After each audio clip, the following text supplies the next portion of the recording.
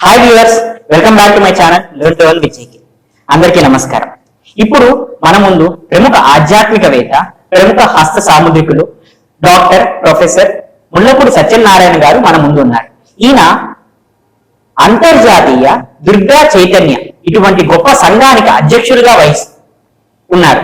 అలానే ఎన్నో పథకాలు, ఎన్నో బిరుదులు సాధించిన మన వికటకవి ముల్లపూడి సత్యనారాయణ గారు మన స్టూడియోకి ఇచ్చేయడం మనకి చాలా అదృష్టం. ఈ రోజు మనకి ఫలితాల ప్రకారంగా ఎటువంటి రాసు వారికి ఎటువంటి మార్పులు రాబోతున్నాయి, వారు ఎటువంటి దానం చేయాలి, ఎటువంటి జపం చేయాలి, ఎటువంటి మంత్రం పఠించడం వల్ల వారు శుభ ఫలితాలను పొందుతారు, అలానే వారు ఎటువంటి దోషాలు కలగబోతున్నాయి, ఆ దోషాల నివృత్తి కోసం ఎటువంటి పనులు చేయాలి, ఎటువంటి దానాలు చేయాలి, వీటి గురించి మనకు క్లుప్తంగా మన ముల్లపూడి సత్యనారాయణ గారిని అడిగి తెలుసుకుందాం. నమస్కారం గురువు గారు. నమస్కారం నాయన.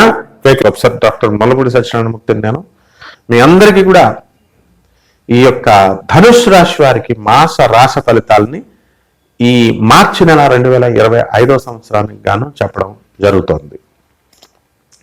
మరి ఈ యొక్క నెలలో రవి బుధ శనులు ఇద్దరు కూడా కుంభరాశిలో ఉండడము, శుక్ర రాహువులు ఇద్దరు కూడా మీనరాశి సంచారం చేయడము, కేతువు మరి కన్యారాశి సంచారం చేయడం వల్ల బ్రహ్మాండంగా ఉంది ఈ ధనుసు రాశి వారికి అని మనం చెప్పాలి. శత్రువులు మిత్రులుగా మారిపోతాడు.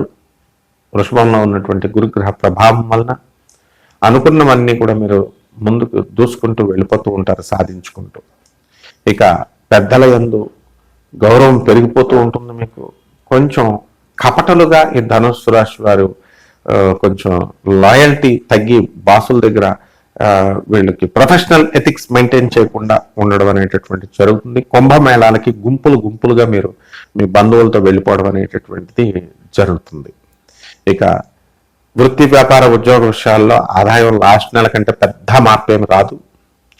అలాగే చక్కగా ఈ యొక్క ఎలక్ట్రానిక్ సంబంధమైనటువంటి వ్యాపారాలు ఇవి వాటి జోలికి వెళ్ళకూడదు. మీరు సేల్స్ సంగతి దేవుడానికి ముందు సర్వీసులు చేసినా కూడా మీకు ఏం డబ్బులు కలిసి రావు.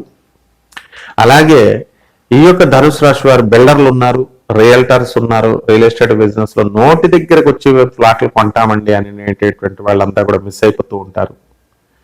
కాబట్టి ఈ రాశి వారి అందరికీ కూడా మీకు మనశ్శాంతి అనేటటువంటిది పుష్కలంగా ఉంటుంది.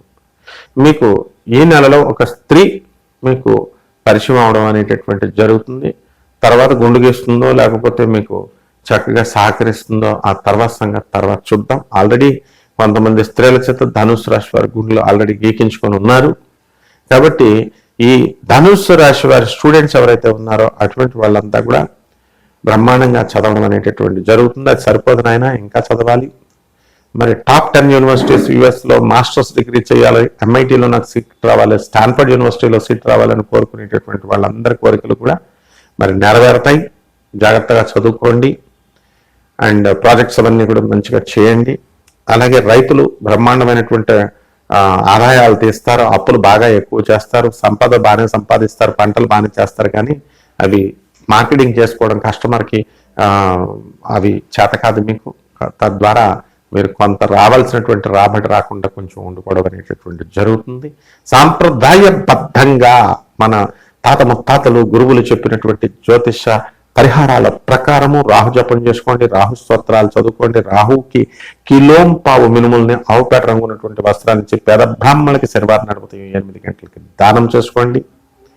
అలాగే తంత్ర జ్యోతిష పరంగా మనకి ఈ నెలలో మార్చి నెలలో మీరు చక్కగా మిరియాలు తర్వాత ఉప్పుని మీరు అమ్మవారు మహాకాళి అమ్మవారి దగ్గర నివేదన చేసి దాన్ని దేవాలయంలో ఉన్నటువంటి బలిపీఠం పైన మీరు అది వెయ్యాలి. అలాగే ఈ యొక్క హోమాన్ని చేసుకుంటూ అగ్నిహోత్రానికి మీరు ఓం క్రీం నమః, ఓం క్రీం మహాకాళ్యై నమః అంటూ ఆ మిరియాలతో లవంగాలతో మీరు అమ్మవారికి కుంకుమ పువ్వు వేసుకుంటూ కలవ పువ్వు వేసుకుంటూ మీరు అమ్మవారి యొక్క హోమాన్ని మీ ఇళ్లలో జరిపించుకోవడం ద్వారా బ్రహ్మాండంగా ఉంటుంది.